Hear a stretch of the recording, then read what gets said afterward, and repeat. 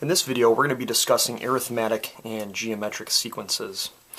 A sequence is just an ordered list of numbers. I'll give you an arithmetic one. Start with -2, go to 1, 4, 7,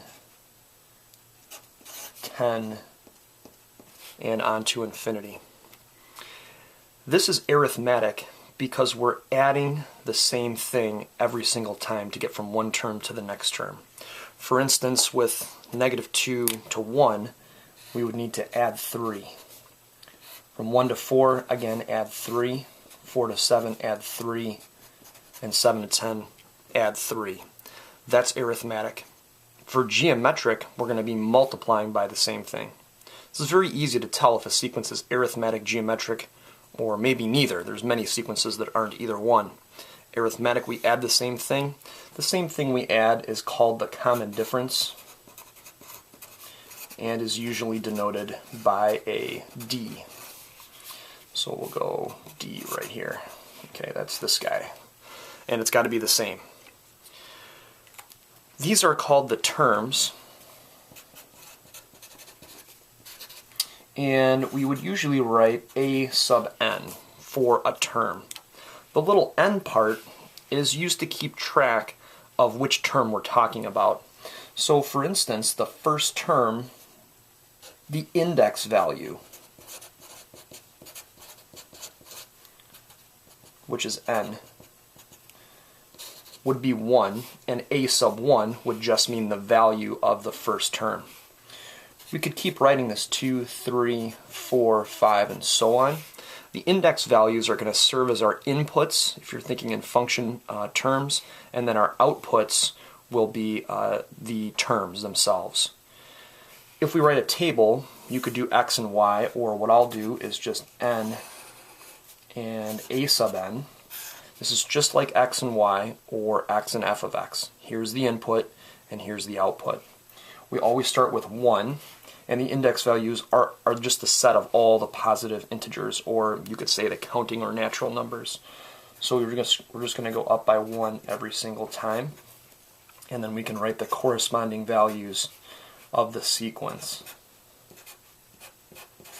So you can see in list form, separated by commas are all the terms. And then in a T-chart, we can do the exact same thing. One of the things that we want to do is develop a formula. And this formula has to take a value of n and produce a given output.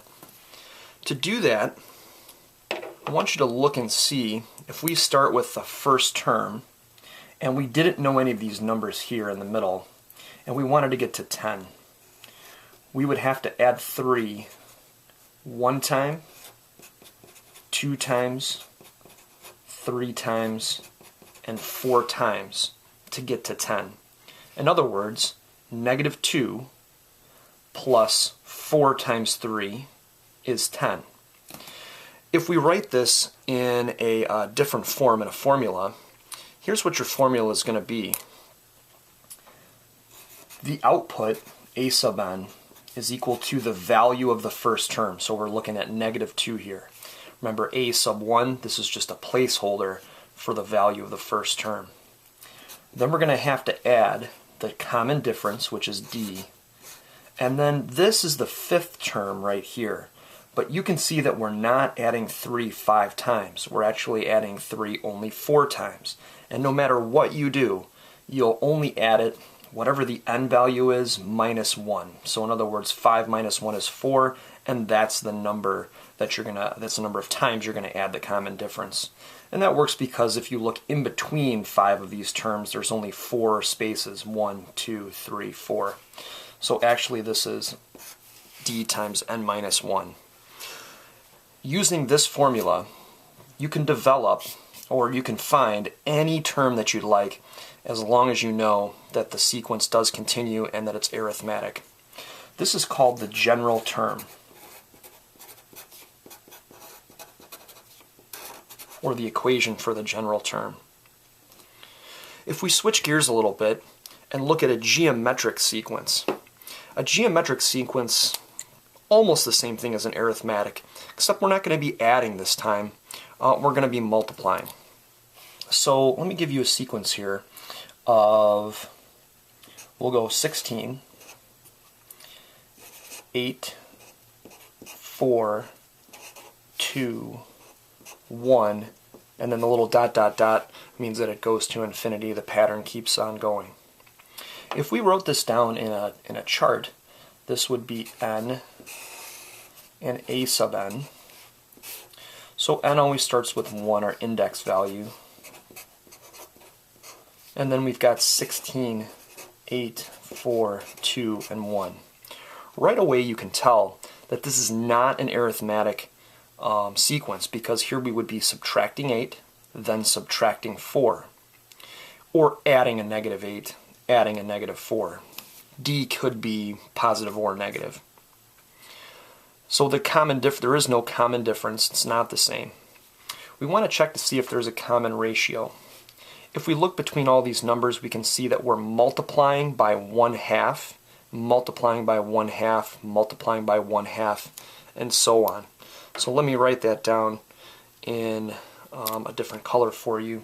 This is multiply by 1/2, multiply by 1/2, multiply by 1/2, and so on and so forth. So we would say that this sequence is geometric.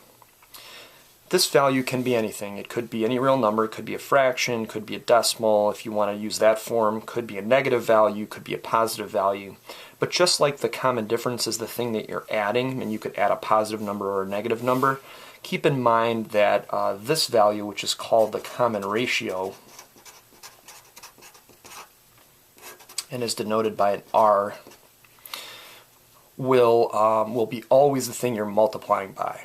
So there's a common student error here, and I've made this one before myself, and that is to say, well, hey, you're just dividing by 2, so the common ratio is 2. And that is not correct. Make sure that you're always looking at what value you multiply one term by to get to the next term.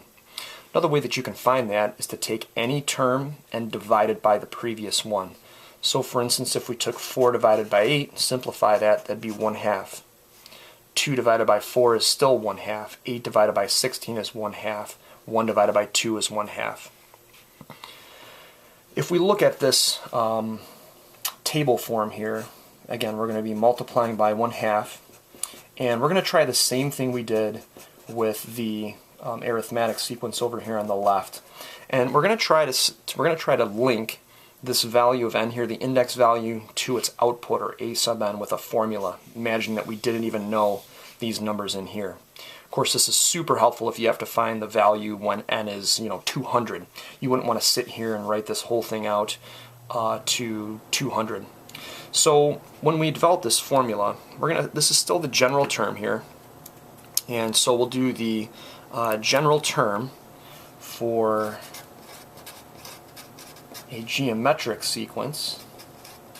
We'll write that right up here, kind of like we did the last one. And we want to get our output, or a sub n, the value here. We're looking at this right-hand column. And this time, we're going to start with a sub 1. And we need to multiply it by some value of r to get us to, in this case, 1 when n is 5. Well, if we look at it, this is very, very similar to this formula on the left-hand side, except here we're adding every single time, and we're adding d times n minus 1. In this case, because we're repeatedly multiplying, the n will go in the exponent position. If we look to get from the first term to the fifth term, we're not multiplying by or 1/2 5 times. What we're doing is we're multiplying 1/2 only 4 times. So the same thing would apply here. This n minus 1 is going to appear in the exponent position. And if you try this, we could do this real quick. We could take 16 times r, which is 1/2, to the n minus 1 power. So if we do we want to find the value of the fifth term, that would be 4.